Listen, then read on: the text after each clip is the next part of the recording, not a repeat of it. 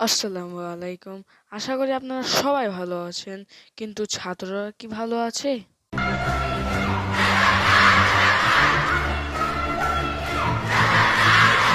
হ্যাঁ, আজকে ওই বিষয়টা বাদ দেন। আজকের আমাদের যে বিষয়টা নিয়ে আমি এই ভিডিওটি বানাচ্ছি সেটা হচ্ছে একটা রোস্টিং ভিডিও। আমাদের আজকের বিষয় হচ্ছে ফিরোজা আপুকে নিয়ে। আগে সর্বপ্রথমে জানতে হবে ফিরোজা আপুটাকে।